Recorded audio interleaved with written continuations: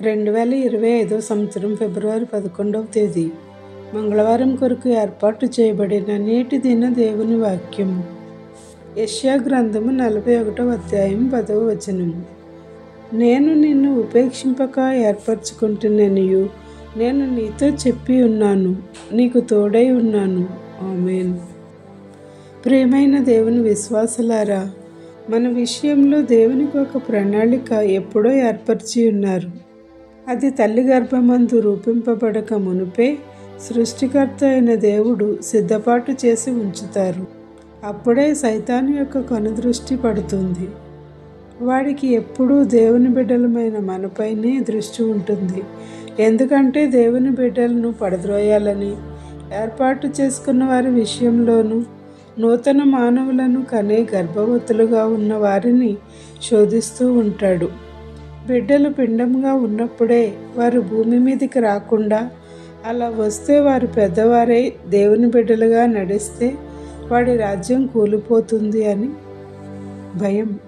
అప్పటి నుంచే గర్భం రాకుండా, వచ్చిన బిడ్డలు పుట్టకుండా దేవుడు ఏర్పరచుకున్న వారిని అడ్డగిస్తూ ఉంటాడు. ఏర్పరచుకున్న బిడ్డలు రాకుండా ఏకంగా కుటుంబాలే కట్టబడకుండా భార్యాభర్తలు విడాకులు, కలహములు, విభేదాలు కలుగజేస్తాడు. అలాగే ఏర్పరచుకున్న బిడ్డలను పడగొట్టి భవిష్యత్తులను దెబ్బతీయడం, ఇవన్నీ వాడు చేసే కుట్రలే. అవి గ్రహించకుండా మన తప్పులులాగే ఆలోచనలతో ప్రార్థనల మీద మనసు రానివ్వకుండా చేస్తాడు.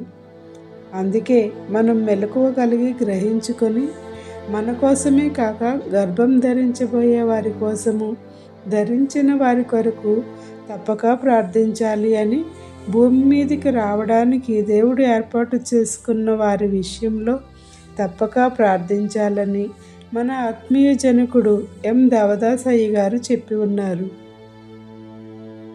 మనలో ఎవరైతే ఏర్పరచుకున్న వారి వరుసలో ఉన్నామో ఆయన స్వరం వినబడగానే ఆ స్థితిలోనూ ఉన్నామని అనుభవం కలిగిన తోడని ఆయన పాదాల చెంతకు సంతోషంగా చేరిపోవాలి. ఆయన చేతికి అప్పగించుకోవాలి. దాని ద్వారా సురక్షితమైన తోడుగా పరిశుద్ధాత్మను మనకు ఉంచుతారు.